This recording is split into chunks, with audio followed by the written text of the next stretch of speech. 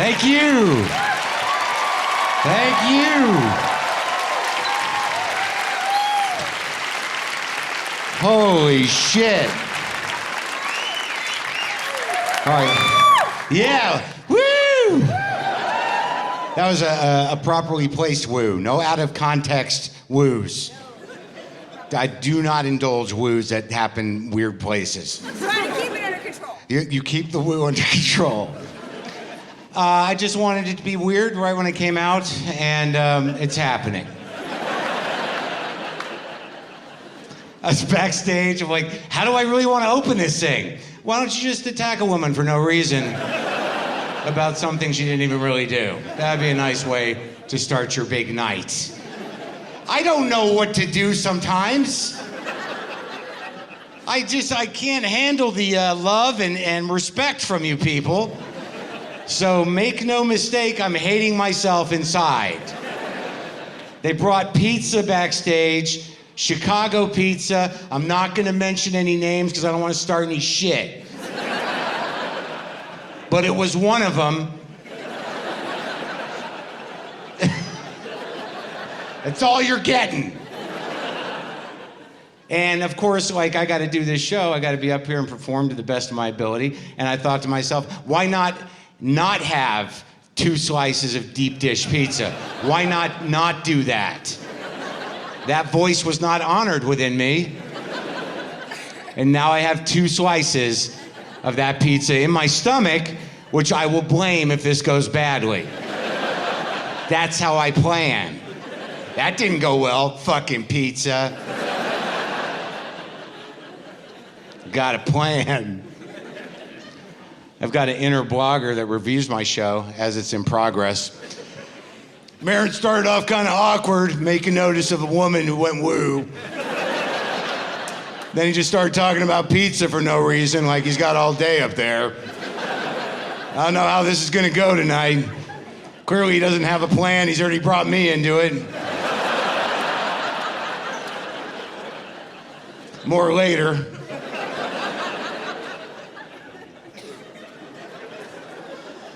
I don't know. Like, I'm old. I'm not gonna complain about being old, but I'm starting to realize that, like, I'm 51. I'm a 51-year-old man, twice divorced. I have no children, and I live with 2 cats. And it's fucking amazing. That's right. That's right. I'm winning. I'm the winner. For years, I used to think, like, why can't I manage a relationship? Why can't I have a marriage? Why don't I have a normal life of any kind? Why can't I just be a regular person? But now I'm starting to think, like, I think I dodged a few bullets. I'm starting to realize that. And all it takes is one conversation with a friend of mine that went the other way. He's got the wife and the kids and everything else. One conversation for me to know that I'm okay. Have you ever had that conversation where you don't know if the guy is talking to you or trying to convince himself that he's made the right decisions with his life? It takes nothing to provoke these conversations. I could not have seen a guy in like 3 years and I'd be like, hey man, how you doing? It's been a while, how are the kids? It's fucking hard right now, man. It's bad, I can't handle it. I want them out of the house, but they're 7 and 4, and that's just not the right way to be thinking. But I love them a lot, they're great kids, but it's fucking awful. It's awful. I mean, one of them's smart, the other one seems to have a thing with his hands. He's okay. But I just want out, man. I want out. But I love him a lot. Well, that's sort of a confusing sort of message you're giving me. Is there everything okay with your wife? Can't look her in the eye at all. Can't even maintain eye contact with her. Most of the time I want her dead or I want to be dead. It's fucking awful. But I'm blessed. I mean, I'm really blessed. Because she's a great woman and we've been through a lot together, but god damn it. You know where I can get a boat? I think if I had a boat, then I could just go and change my identity somehow, but I miss my wife, so that'd be kind of crazy, but god, I want out, man. Like, wow, that doesn't sound great. It's still kind of confusing. You okay with money? I have no money. Where am I gonna have money? I have a wife and 2 kids. Where does money come into that? I think about faking my own death all the time just so they can have the insurance money and I can have my freedom. I'm serious. Do you know where I can get a boat? I'm not kidding about the boat. But I miss my family and I like eating dinner with them, but God, I just want to leave. How you doing, Mark? I'm great. This conversation's been great for me. It's been very, very helpful, actually, and I feel okay. I mean, it's a little weird sometimes. I'm lonely, but I've got the cats, but you know, I'm okay. And then the guy always goes like, well, I really appreciate you being my friend, you know, and hearing me out, because I can't talk this stuff about a lot of people, to a lot of people, and I love you, man. I'm like, well, I love you too, man. Good luck with everything.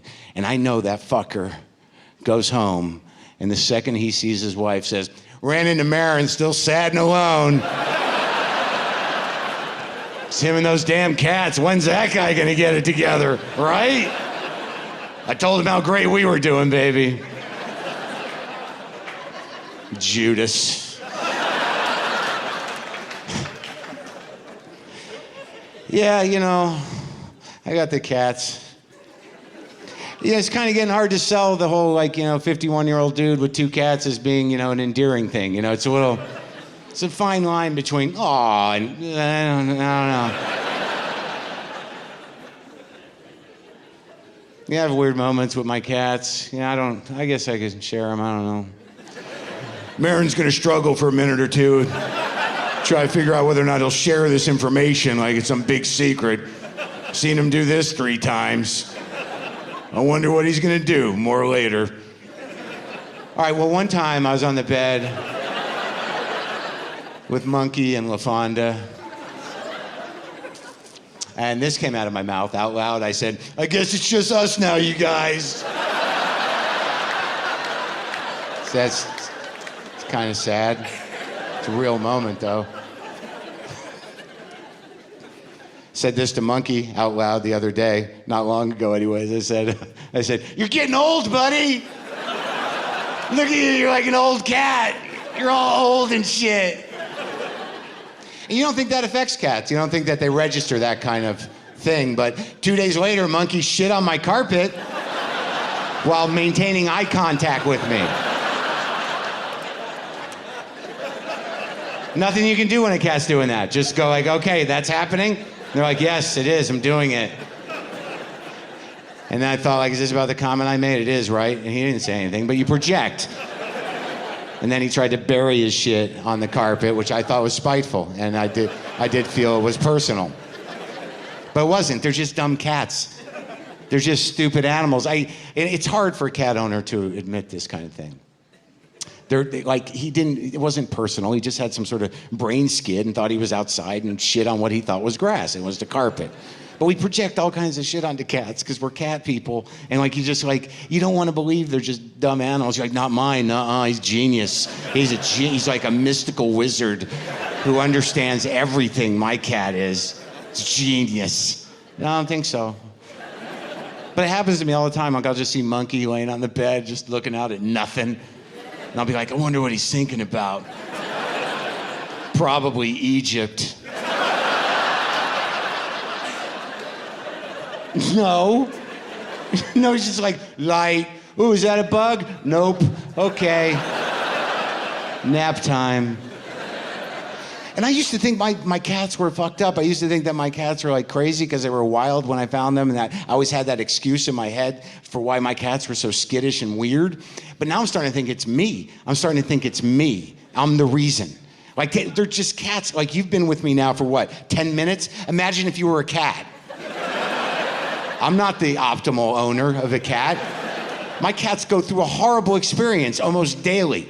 I mean, it's not unusual for me to wake up and within 5 minutes go, God damn it, what's happening today? And I have to assume a cat's like, well, we were just sleeping. What could be the problem already? We were all just sleeping, what's going on? And then I'll say, like, you guys want to eat or what? Why is it a question? What's going on? Oh no, he's playing guitar. I'm going under the bed. Can't take this shit today. And they become really friendly now with strangers, which they never were. And I really think they want out. Like, they just jump on strangers' laps. I can barely get them on my lap, but I think they're like, please take us. I don't know how we got this guy, but it's exhausting. It's exhausting. I don't like when When people say, your cats are like your children. No, they're not. Not unless my children are severely mentally challenged. They're not like children. Cats are not children. They're never going to surprise you with a word. They're not going to win a sports trophy ever. They're just like a cat is what it is when you get it, give or take a few movements and slower or faster, but that's it. Maybe if you have a certain kind of cat, once or twice in a lifetime, you'll say like, how'd you get up there? You know, and then you'd be like, I knew you were a genius. But like that, if that was my child, that'd be horrible. That was the proudest moment. Like, what are you doing on top of the refrigerator, son? That's unbelievable. You just got up there by yourself at 7 years old? That's amazing. We didn't think you were gonna do anything ever. God forbid I become like that kind of cat parent where I'm just like standing over Monkey going, say daddy, come on, say it. That's what he meant, he said it. I would hope anybody who witnessed that would say, we gotta get you outside, man. This is sad. Too much time at the zoo here. Time to socialize. But my cats are a little tweaky because I'm an anxious, angry-ish person. Someone's laughing at that already. That's all it took. Just my rationalization. Just the setup. No, you're really angry. I'm not as angry as I used to be. I'm trying to get better. Here's the thing, man. I have an anger problem. And that's not, like, there's people in here who have anger problems. I know, you know, who my people are. And I know you know who you are. And when you admit you have an anger problem, that's not casual conversation. That's not something that just comes up like, oh yeah, I've got an anger problem a little bit. If you admit that out loud, it's a default, and usually there's at least one crying person in the room. You know, it's a Hail Mary pass. It's not a rejoicing moment. It's like, God, I fucked it all up. Better try to get this back together. But the weird thing about having an anger problem is that the one thing we can admit when we have anger problems is like, we fucking love it. We love yelling. We love it right up until you're crying and 2 minutes into you crying. We love it. And then we get scared that we fuck things up permanently. But it's in us, and we can't admit that. I'm not saying it's good behavior. But what I am saying is that an angry person can't, like, I can never say, like, I'm not gonna have an outburst. I can't, that's a lie. It's gonna happen. What I've agreed to do with myself and with others is I'm just gonna try and tighten up the space between outburst and apology. I'm just gonna try and bring those a little closer together.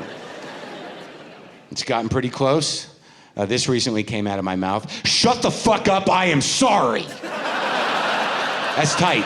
That's very tight. I don't think it was an effective apology. I don't think that the apology landed because I think it was tonally inappropriate, but my brain is working in the right direction. I'm getting better. I don't know what to tell you. I just have a river of rage running through me at all times. It's just right there, and as I get older, I realize it's really up to me as to whether or not I'm gonna put the kayak in the water. That's really what it comes down to. But some days you just wanna spend going, fuck. And people you know will get out of the way. It's like, he's in the boat, get out of the way. He's got the oar. And I don't, you know, it's like anger is like, it's satisfying in a way, and like sometimes I'll even like talk to myself. That's ridiculous. Talking to yourself in public. Like, that's why I believe you shouldn't judge people who talk to themselves in public as crazy too quickly. I know it's fun to be like, oh shit, look at it. But like, don't judge. Don't be so quick to judge, especially men. If you see a man talking to himself in public, he's probably not crazy. He's probably just in a relationship. And what you're seeing is he's taken the fight to the street where he's gonna win it on his terms. That's what's happening. If you see a man talking to himself in public, he's probably doing the right thing. He probably just left a situation where he said, this is bullshit, I'm taking a fucking walk. And you just caught him in the middle of his process. It's something along the lines of like, fuck her, I don't deserve that shit. Why am I even living with that bitch? What a fucking mistake that was. He's actually on his way to apologize. That's what you're seeing. He's making the loop. Or he's gonna walk in and say, sorry, baby, it's my fault, I apologize. And you're gonna say, it's okay, I'm glad you took a walk. But just know, out there on the street, we won that fight. There was no gray area either. We won it. Yeah, anger's like it's like that. Like I feel good right now. I'm not as angry, and it's weird to perform being pleasant. Like I'm pretty open, and like I saw somebody outside on the street, and we had a nice conversation. I'm like, oh, these nice people, they come to see my show, but I don't know, but I don't like me, you know, like so. But it's okay. But like I had to realize, like I remember the moment where I knew that I liked being angry. You make a choice. Like there's a moment there where you're like, you don't have to do that, and then you're just like in it. I'll explain. Here's what happened. I have to preface this story by saying I can't seem to leave my house without forgetting at least 3 things. I don't know if it's my age, but I can't, like I'll leave, I'll get to the bottom of my hill, and I'll be like, fuck my pants! And then I gotta go back. Obviously, I didn't really not have my pants. I don't know why Maron feels like he has to explain that joke. It's okay just to have a ridiculous punchline that's abstract and ridiculous. Every night he explains that joke. Stupid. More later. So, all right, here we go. So I spent about 20 minutes making a cup of coffee. And you'd be right to ask yourself, like, that seems long. It seems like a long time to take to prepare a cup of coffee. Well, what happened was I'd gone to a hipster coffee shop and I ordered once I ordered the single source pour over cup. That's where they take a cone and put it over 1 cup of coffee with just enough grounds in the cone for that 1 cup. And then they trickle hot water over it because it's the best way to have a cup of coffee. Once I did that. Now, when you do that, part of your brain is like, what is this bullshit? What are we fucking standing here for? And the other party's like, no, it's the best way to have coffee. It's a nice way to have it. You can really taste the flavor. It's like, what are you, a fucking sucker? It's coffee. What are we standing here watching this idiot trickle water for? And I'm like, well, can we not do this in front of the barista? We're not doing it out loud yet. You know, all right.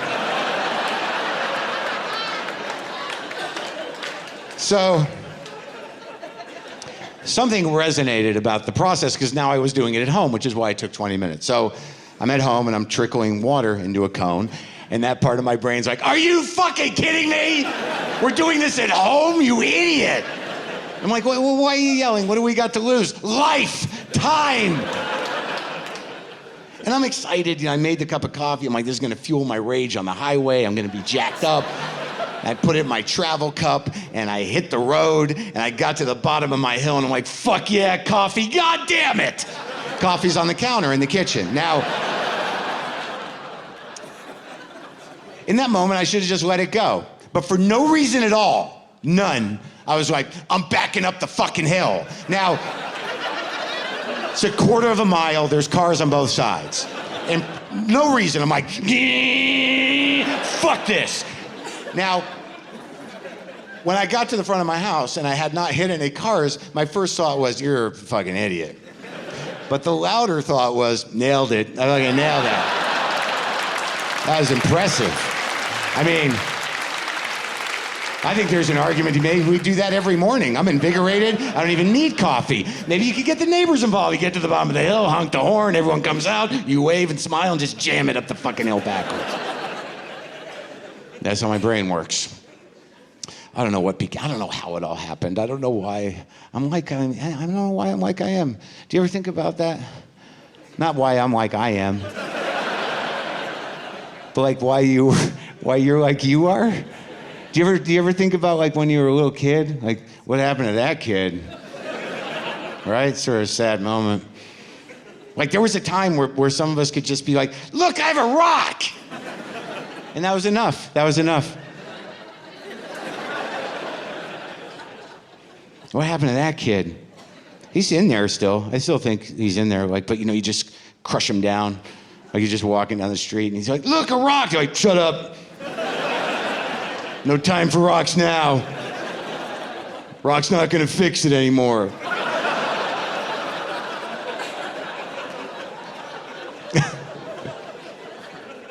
Like sometimes, like, do you ever look at other people and, like, see them as a kid?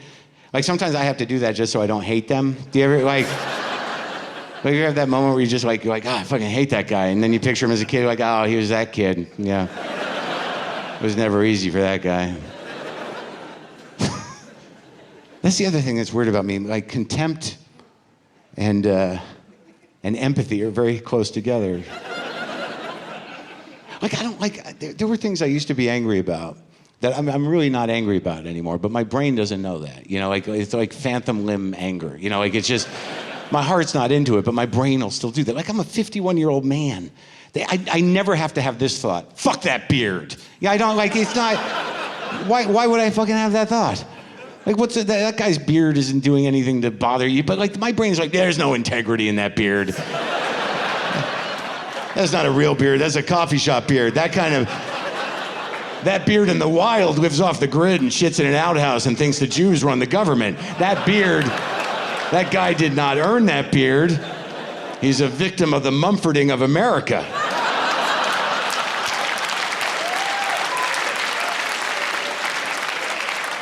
So my brain has to roll through all that to, like, let it go. It's just, like, it's gotten better. I see this as a sign of progress, you know? Like, I was walking down the street, you know, like, near my house, probably talking to myself.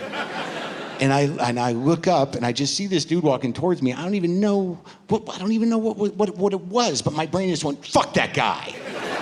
Like, immediately, just fuck that guy. And then, like, 2 seconds later, my brain went, oh, he's sad.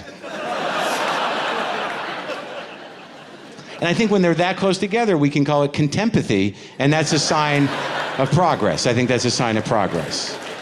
Thank you very much for the concept. Let's walk around. Maron's up, he's off the stool, this never goes well. He does it on impulse and then just makes his way back to the stool.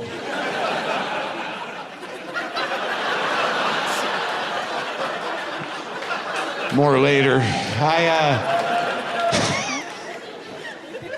What was I talking about? Childhood. It's weird what sticks in your brain from childhood.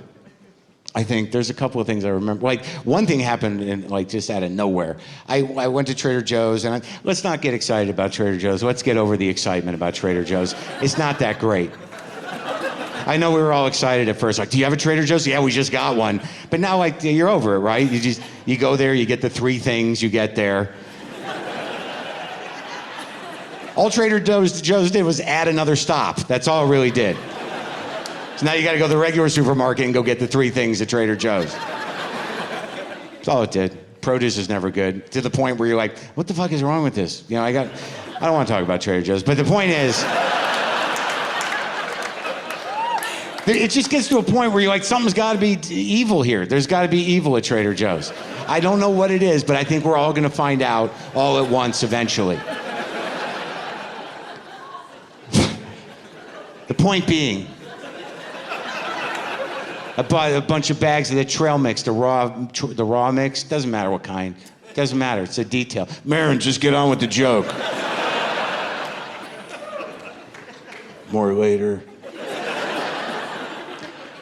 Childhood. So I dump a bag of the trail mix into my face, and there's, like, a bad nut in there. I got chewed it. It was all bitter, and it was bad. It was bad, but it was too late to spit it out.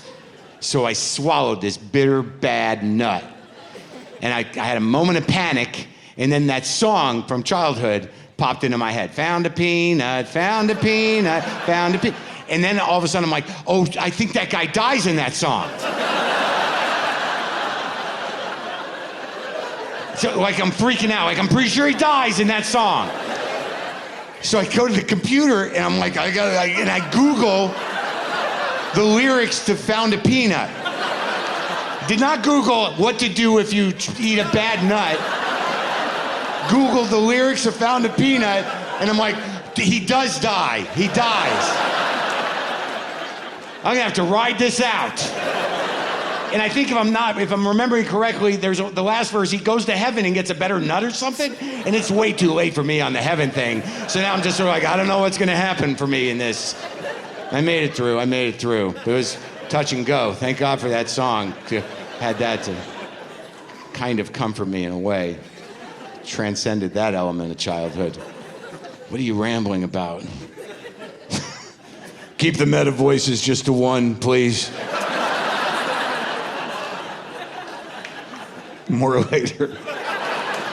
So, the other memory from childhood that was very important to me is that when I was a kid, I grew up in Albuquerque, New Mexico, and we had a local children's show host in Albuquerque named Captain Billy, and we liked Captain Billy. We loved him. We watched him when we were eating our cereal, like me and my brother. I was eating my Cocoa Pebbles, and he was eating Fruity Pebbles, which are bullshit.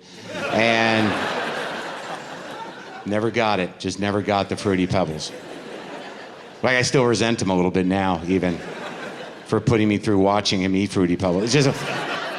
But it's just like, with Cocoa Pebbles, you're working towards chocolate milk. You're going to get chocolate milk. I mean, what do you get with Fruity Pebbles? It's like this gay milk. It's just gay milk.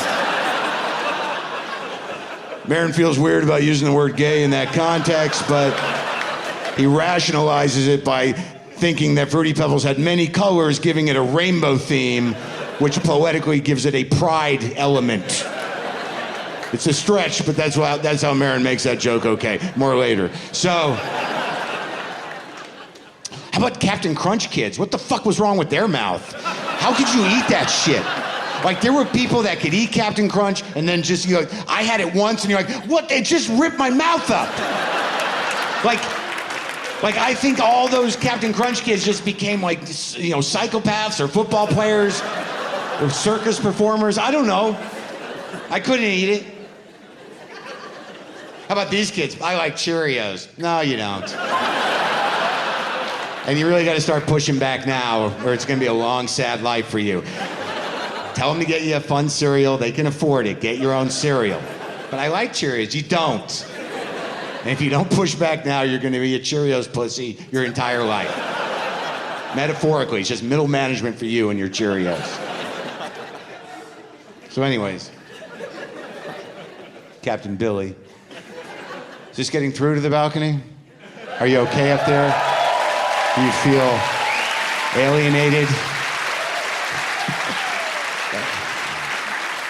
Like, you want me to deconstruct what just happened in my head and why I checked in with you? So I'm doing good down here, but somehow in my mind, I'm like, balcony's not with me. Like, I just made the decision based on nothing. I think I looked at one person up there, and I just see like a vague head, and this is what it looked like.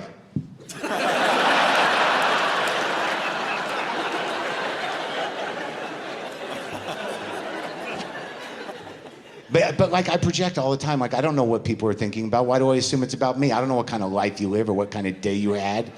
That guy could be like, I hope I hid that body well. Maron thinks he knows his fans, but I just buried someone today. Bet you I'm the only one in here who did that. Fucking Maron. Anyways, Captain Billy. So here's what happens. We used to watch Captain Billy. He wore a captain hat, had a big mustache, captain's blazer. He had puppets, and he showed cartoons, and he'd teach us things. And we loved him. We loved Captain Billy. At that point in my life, I guess I was about 7, my father was a doctor. It's unclear what he does now.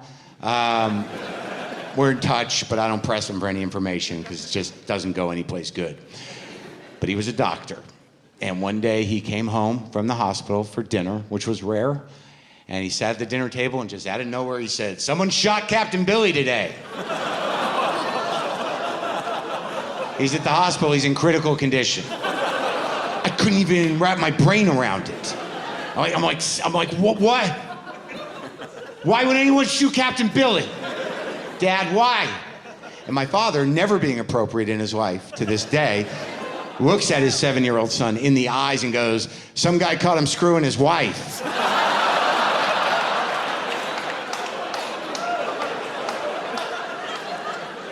And in retrospect, that is the most important lesson I learned from Captain Billy.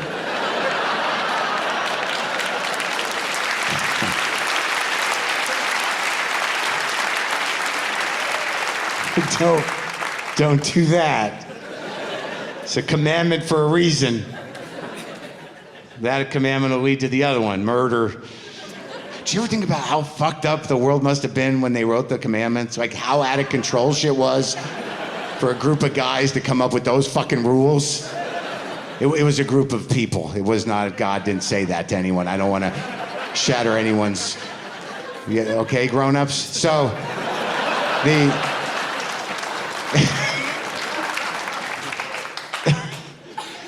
I just picture like 5 guys like locked into a barn, just panicked. They're like, we gotta make some fucking rules. It's fucking crazy out there. Some guy shot my brother because of his hair for no reason. Just killed him on the street, didn't shoot him because we don't have guns yet. Killed him with a rock. Saw a guy fucking a dog on the street. It's impossible to run a business in this environment. We have to make some rules. How do we get them to listen to the rules? We'll invent a God. They're morons. Maron feels a little uncomfortable that he's going into religious type material because it's not what he does right now, but I think they can handle it. More later. Maybe. Yeah, I don't like, whatever, do what you want. You know what I mean? Hang your hopes on whatever you gotta hang your hopes on. It's like life after a certain point, like whatever meaning you're looking for, you'll realize one day, like, shit, I think all I'm doing is buffering disappointment. Marc just crashed it, just threw the whole fucking set into the garbage. Everything was going fine. He's got to throw out some amateur existential garbage into the brains of his adoring fans, so they doubt everything. This is the best part of Maron. More later. I don't have time to go. Like, I'm a Jew, whatever that means. Yeah, we woo, but like, what does it mean? I'm a Jew. Culturally, I'm a Jew. I was brought up a Jew. I did the thing, and I made a little money. Then it's a language you don't understand. You don't even understand it when you learn to read it. There's no real message there. And if you grew up like middle class, conservative Jew, you don't get any real lessons. And, at some point when you're a kid and you're a Jew, you say to your mom, Mom, do Jews have a God? And your mom goes, just eat. And remember, we're better than other people. That's it. That's American Judaism in a nutshell. I don't know if this is going to be in the special.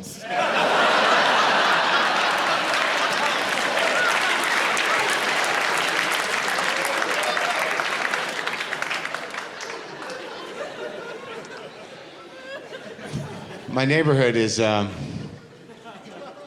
let's just do it. Let's get through it.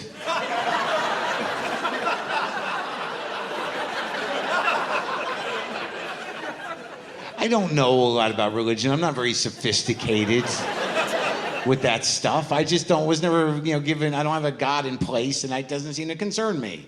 Like, I'll just deal with my weird discomfort existentially with food and, masturbating and, movies. Like, just keep feeding the hole. I don't know why that...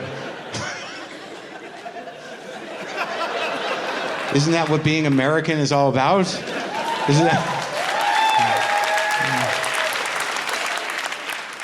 I got a gig in North Carolina, in Raleigh, North Carolina. I booked a gig on Easter weekend, and I didn't even know it was Easter weekend. All right, so I booked a gig. They're sending a neurotic, godless, angry Jew to the American South on arguably the most Jesus-y weekend of the year. And I didn't know anything about, I don't know anything about it. I know who Jesus is. I know he was a man. I know he had a beard.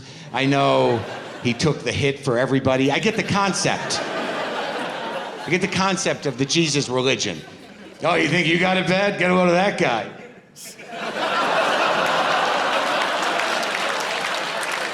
Cancer, huh? That's sad. Look at Jesus.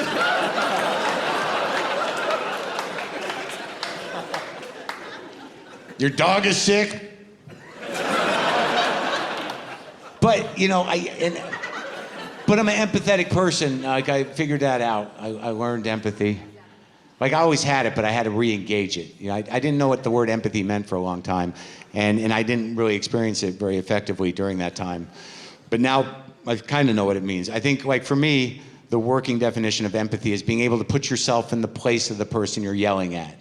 Like I think that's the primer that's how I learned it. So I'm going to the South, and I'm starting to feel like empathy for the people that are going to be in my audience, that it's an important weekend for, that have Jesus in their heart and might still believe, and I don't want to be rude to them. And I like Christians that are like, yeah, I grew up with it, but I don't got it anymore. So it's like he's just out of your heart. He just goes, but he's close by, right? Like in a pinch, he's back, right? Like Jesus he's just down at the drugstore having a Coke, right? Do you just picture Jesus at the counter of a drugstore like, oh shit, he thinks he has something on his dick. All right. What? Yeah, I don't know what that is either. Why don't you go to a doctor? I hope it works out okay.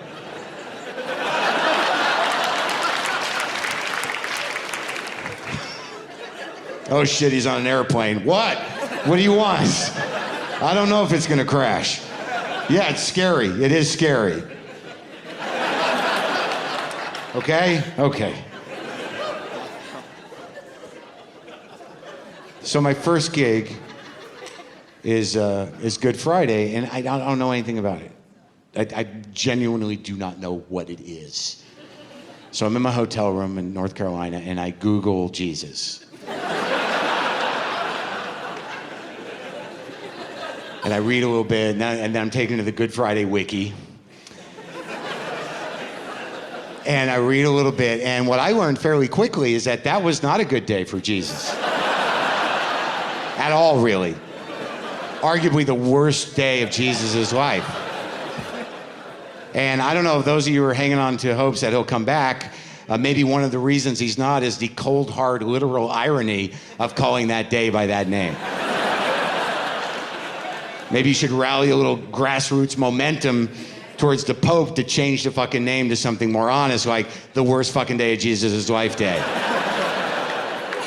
And then maybe Jesus would be like, all right, that was a nice gesture. I'll go down and see if I can salvage some of those morons. And by morons, I don't mean anyone in here.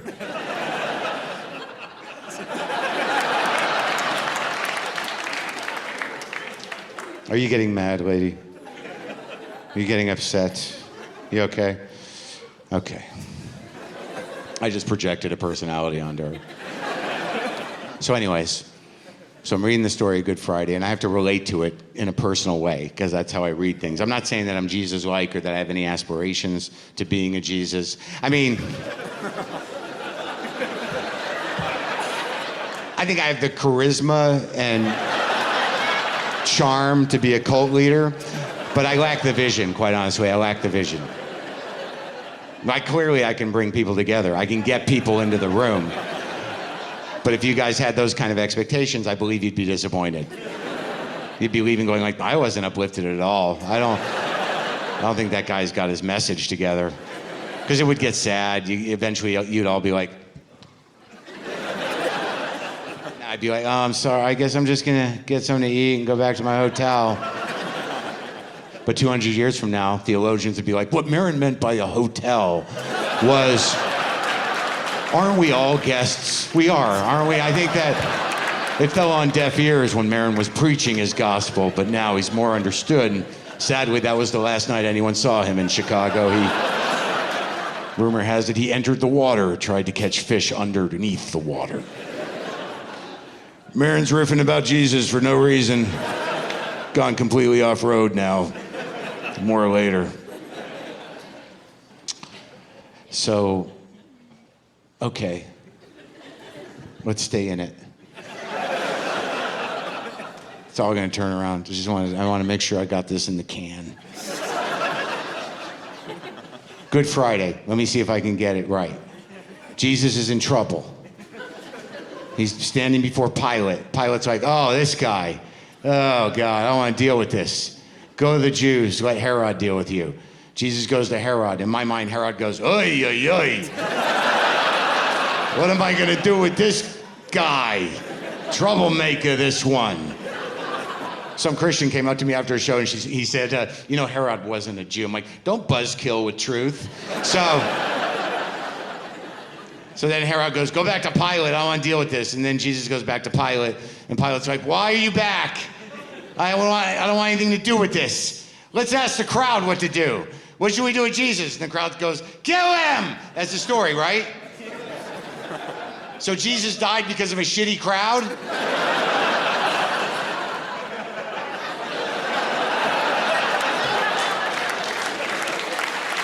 I've had that experience.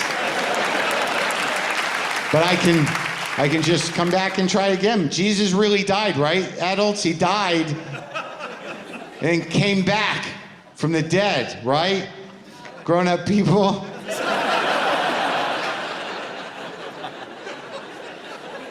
Came back from the dead.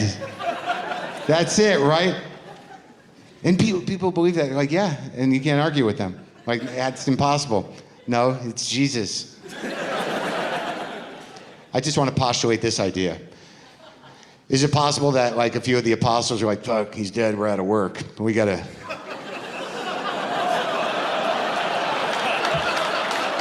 Where's the body? Where's the body? I think we can hoist it up. Let's just get behind this hill right here.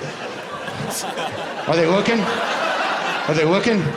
They're crying and praying? Great, we did it. Throw them back down. We're set. We're set. Reasonable question in the culture we live in today. Do you think Jesus was a fast zombie or a slow zombie? Why? Why? Why did I have to do that to people that had Jesus in their mind? I just sullied your pristine image of Jesus. Like you had to and now you had to indulge it.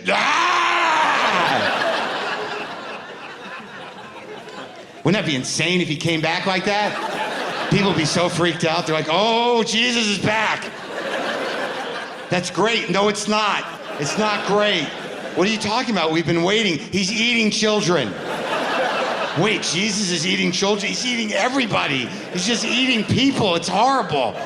Wow, this is not what we expected. I know, right? Well, what are you going to do? Well, I'm going to follow Jesus. I've been waiting. I don't see why this should stand in the way. All right, well, the fuck, he's coming. Let's just run for now. All right, Maron's gonna not talk about Jesus anymore now. I don't love kale. I don't love it. You know, I eat it, but I don't love it. Do you love it? When did it happen? When did the kale thing happen culturally? When did the cultural conversation about kale begin? I went through my whole life. Never had one conversation about kale. Now 1 out of 3 involve it somehow. It was recent. Like maybe 3 years ago, the first idiot came up to me and said, you eating kale? I'm like, no, I'm not. Then you're dying. You're dying. You need to eat kale, juice it or something. Get it in you. All right, I'll make note. I'll eat it. Do it in front of me. Now you're weird. Now it's just a weird thing you're doing. All right, maybe I had one conversation about kale when I was a little kid.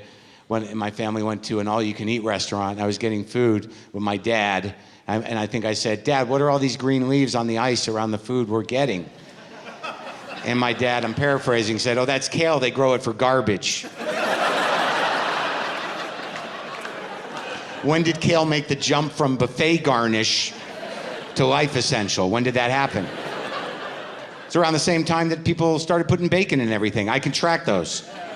Same time I had the kale conversation, the first one, was around the same time the first guy came up to me and said, you ever had a bacon cupcake? And I'm like, no, bacon's not for cupcakes. It is now, man.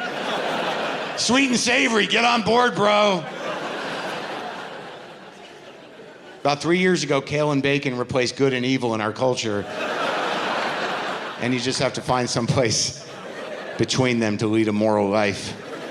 And let's be honest, there's only 2 ways to prepare kale that I have found. You can either prepare it sadly or self-righteously. Those are the only 2 ways to prepare kale. This is sadly, God, this is bullshit, man. Why am I eating this? And this is self-righteously.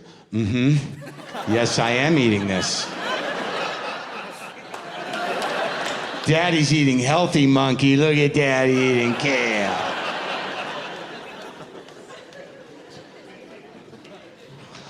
Let's talk about love, I guess. What are you doing down there? Sorry.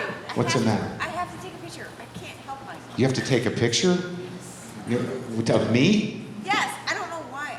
I know why, because you're drunky. I don't know why. You're all If I'm drunky. totally sober, I would still do it. If you're totally sober, you would still do I it? would still do All it. right. Well, I don't know that, I want to stop the entire momentum of the show to indulge your drunken desire to take a picture of me.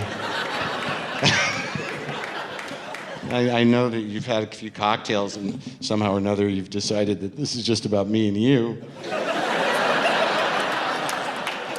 But no, it's not. The whole night. Okay. Here I have an idea. Don't ruin the rest of the evening.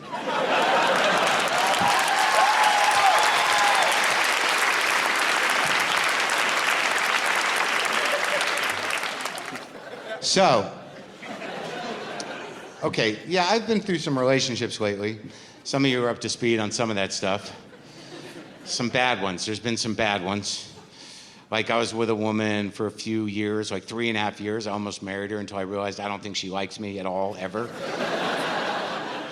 That's a weird moment. You ever had that moment where you wake up and you're with someone for 3.5 years and you're like, you've never liked me at all, have you? And then you have to ask yourself, why the hell did I let that happen? And for me, it was that was the best 3 years of my life every other way. I was career picked up. I was making a living again. I wasn't hating on myself at all. But some part of my brain was like, we can outsource that job. Bring her in to do it. Be fine. And that was an angry relationship, man. That's why I can't do that anymore. I can't do the angry, I'm so much better. I'm so much better. You know when you're an angry person and then you find another angry person and you just yell and fuck and cry and you think that's intimacy, the crying part? And it's just crazy. It's crazy and it's embarrassing, but it's hard to get out of that because there's no sex better than the sex had on a pile of clothing taken out of drawers to leave you with. I mean, there's really no sex better than that. So much depends on that. You really gotta show up for work that day. No sloppy apologizing in the middle of that one. You don't want to end with, sorry, I don't know what happened. You need to end with that's right, baby. What do you say we put these clothes away?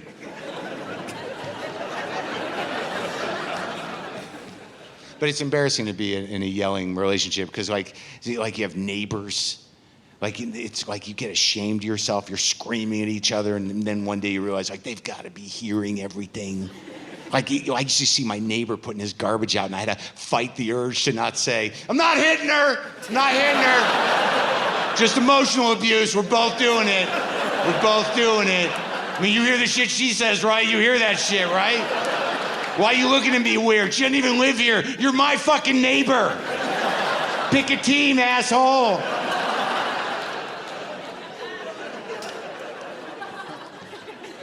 Yeah, I almost married that one. Then there was the age-appropriate one who I thought I was in love with, and that was rough. That was crazy. She started the relationship by saying this to me: I will not tolerate yelling, and I will not tolerate leaving.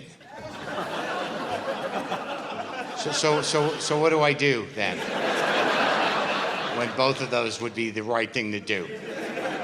Crying was the answer. Crying was okay. I'll squirt out a few tears. I don't mind. That's what's right underneath the angry. That's just a sad little boy with a rock that no one cares about. How come no one... Don't you like my rock? That's it. It's all that's under there, under anger. If you're ever yelling at a woman and you're a man, 95% of the time, all you should be saying is, why can't you be my mommy? Why are you not my mommy? I know men in here are like, thanks for giving him that tool, Mark. That was really gonna help us. Whose team are you on, brother? This thing is true. But I'll cry a little bit. I don't mind crying, it's good for you.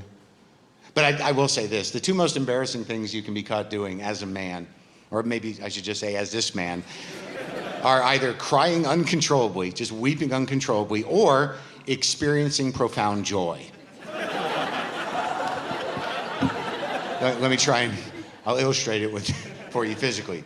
Like either this, oh God, I don't know what to do.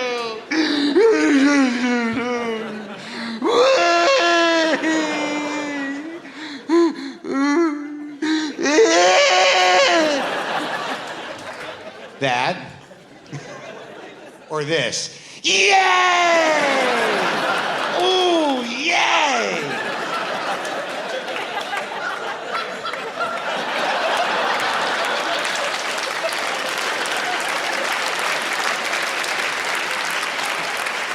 And if you think that you have profound joy in your life and you're not doing that, you're tempering it, and probably for good reason, because who would tolerate that for more than once? Oh, breakfast! Oh!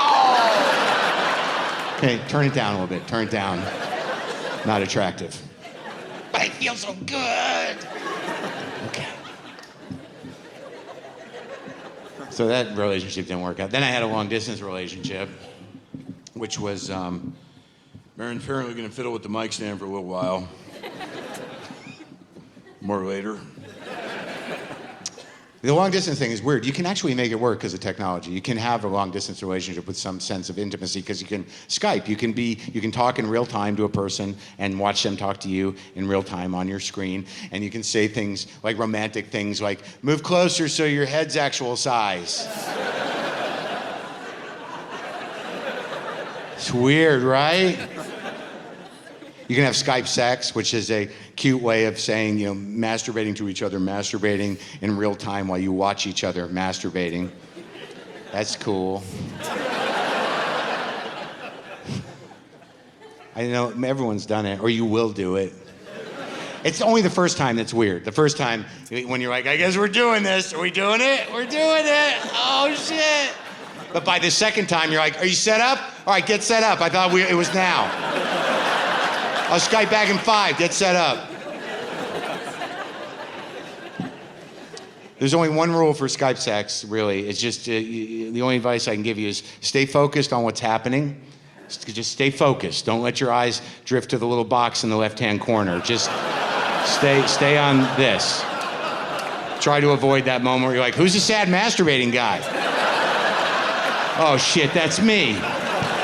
Why do I even keep that box open? Positioning. Am I in? Is everything in? You good? You can see all of it? It's all in? Okay.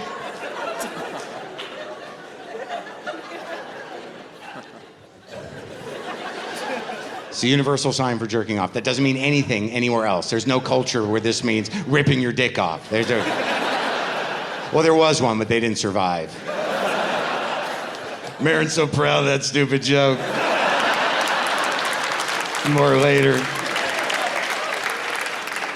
It's weird though.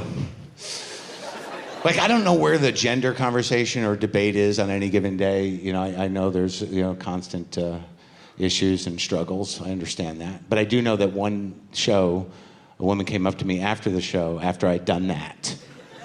And she said angrily, women masturbate too. And I'm like, oh, I didn't know I had to cover. But what do you want me to do? Like, so now I've got to be like, or... Do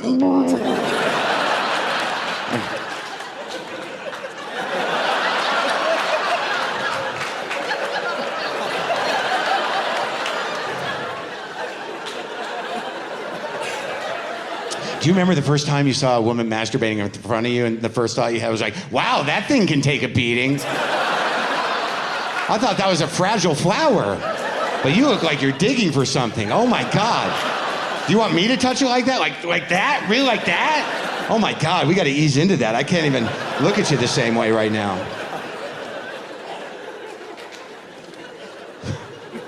I don't know. I don't talk about sex that much because, for some reason, we've decided it's not. Why I have to talk about it a little bit. I've been talking about it more lately on stage. It's just there's a weird drop, but there's a weird difference between like pants time and no pants time. Like, no pants time. Like, we all do that. We're all like, we're fucking filthy animals, It's amazing. And then we just have to like, no, I'm going to work,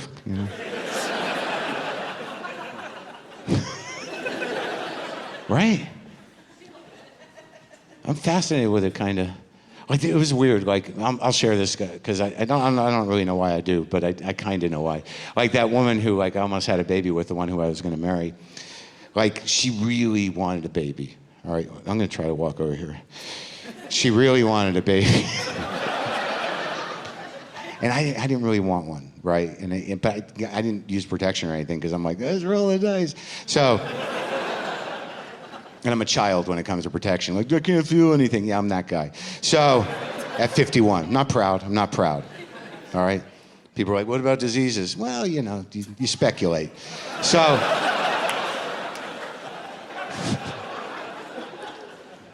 anyways, I'm sharing this for reasons that I don't know, but I'm going to. Like, maybe it's to find out if anyone's ever felt this. Like, she wanted a baby so bad, and I didn't want one, but she did badly. So, like, if I came anywhere within a foot of her vagina, I sort of had to keep an eye on that cum.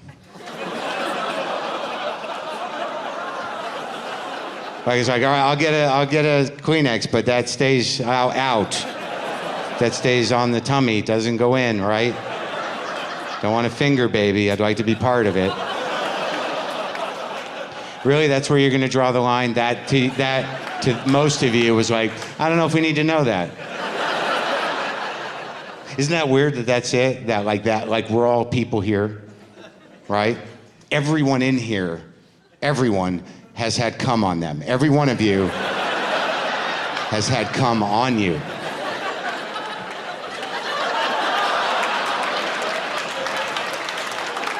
Every woman in here has said, can you get something, please?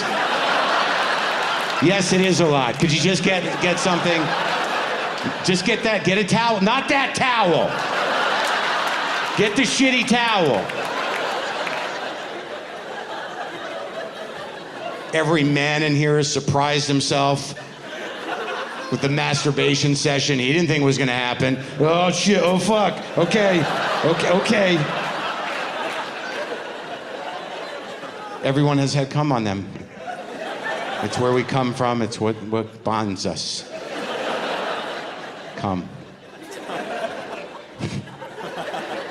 It is. And we're all filthy. It's just so funny to me. Like, when you like do something sexually like one night and you're like, you look at your partner and you're like, holy shit, did that happen? Wow, we are dirty.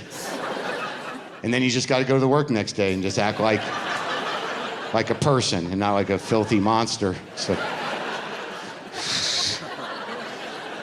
it's the only thing that keeps society together is pants and shame. That's the only thing that.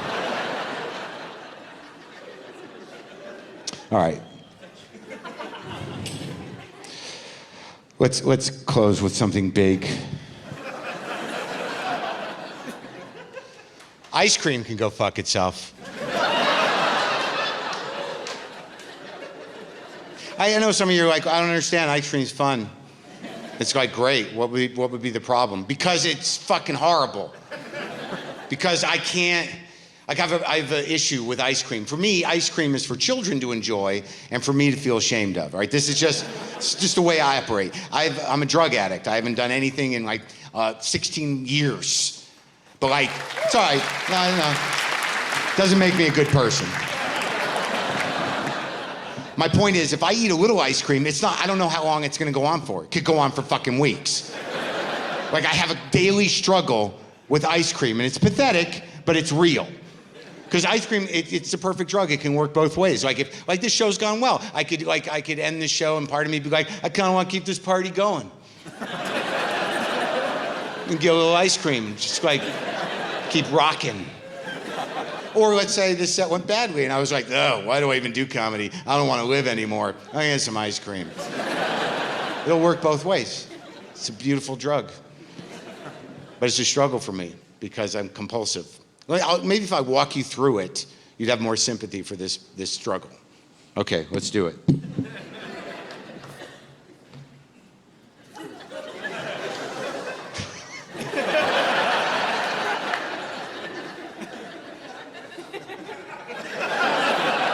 What am I doing? You don't know what I'm doing? It's like this weird, like, could you imagine if you had OCD, like, as a comic, and you only have, like, 3 things to work with?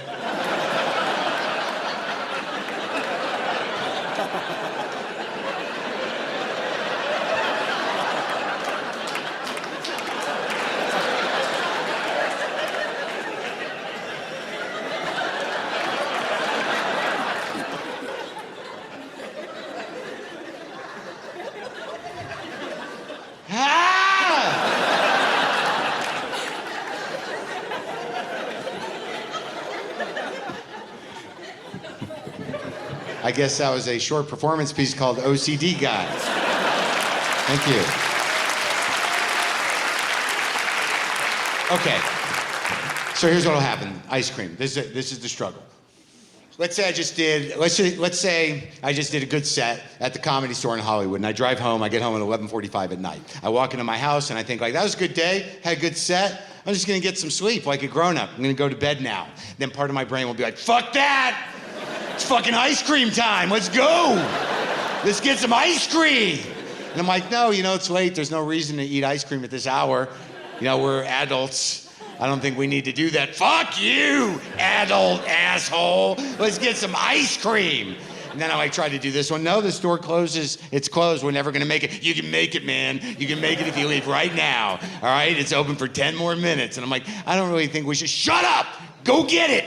I'm like, all right. So then I'm driving, I'm going to get ice cream. And when you have that singleness of purpose, where you're like, oh, this is gonna be good. Like, cause ice cream's always going to deliver.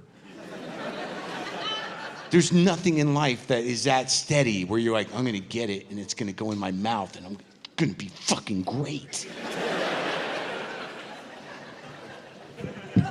So I'm driving. And I get to the store and I can see they're trying to close and I have to fight the urge to not say this out loud. I'm getting ice cream.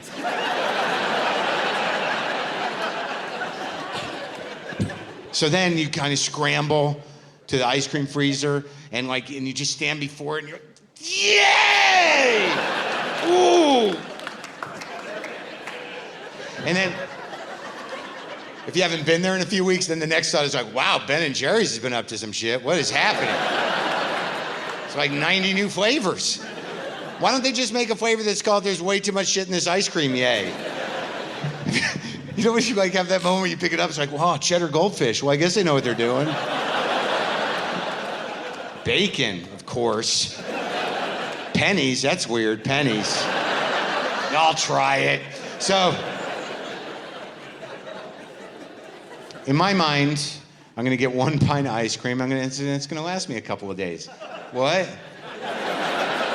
And I always think that every time I do it. I always think that. And this is what happens. I get a complicated flavor, maybe a new one, maybe an old standby, like peanut butter cup perhaps. So I get the complicated flavor and I'll be like, all right, this is good. We'll just spread this out a couple of days. I'll walk 3 steps and I'll be like, shit, need some vanilla to cut it with. I'm gonna need cut.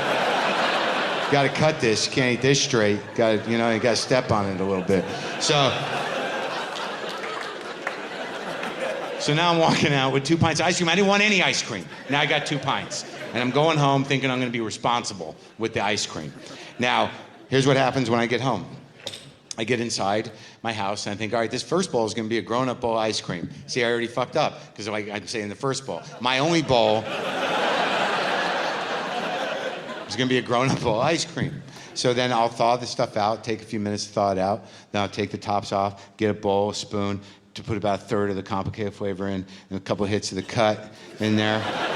Put the lids on, put it back in the freezer, and then go sit down on my couch and eat a grown-up bowl of ice cream with a spoon in a bowl. So I just sit there watching TV.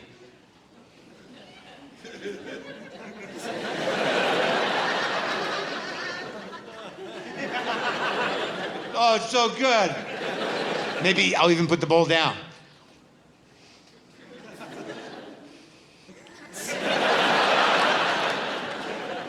I'll eat the whole bowl like that. And now I'll go into the kitchen. I'll put the bowl in the sink. I'll put the spoon in the sink. I'll go sit on the couch and watch a little more TV. 23 seconds go by. And I'm like, oh, God damn it. Now, I take the pints out of the freezer, put them on the counter, pop the lids off. No bowl necessary. Eat some of that complicated flavor. And then like, eat some of the vanilla, throw the lids on, throw them back into the freezer because now I'm pissed. And then walk around my kitchen going, oh, God, oh, so good. Okay. And I'll go sit on my couch for 5 seconds. And I'm like, no.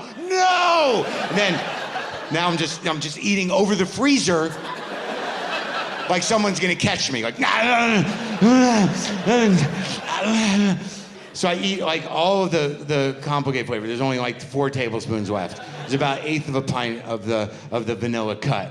And in my mind, I'm like, I didn't eat it all. Still ice cream. Have you ever been to someone's house and you have to go into their freezer for some reason and you see ice cream in there that looks like it's been in there for like months, and there's part of you that's like, what kind of fucking people could just have ice cream in their house? What kind of control freak monsters live here? I thought I knew these people. I'm gonna get out of here before they try to control me, these freaks. All right, so now I've consumed well over 1.5 pints of ice cream, and I feel gross. I've just fed the shame engine. That's what my body is. This is a shame engine that runs on specific foods.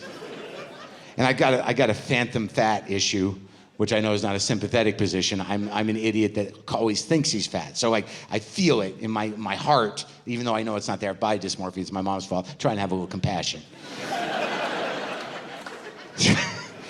So now I'm just like, what did I do? I'm all full of ice cream and it's gross. And like in my mind, I'm like, oh no, what am I gonna do?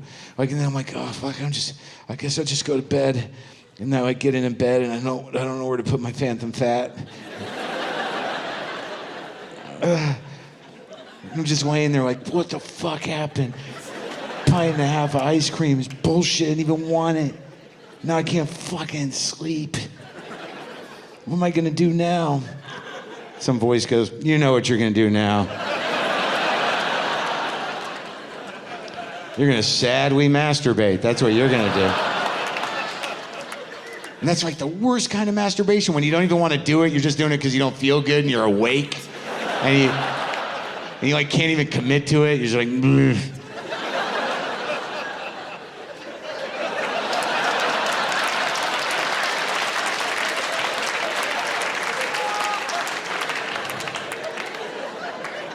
And when you come, you actually go, no!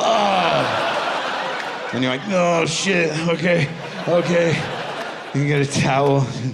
Don't look at me, monkey, daddy's sad. Get out.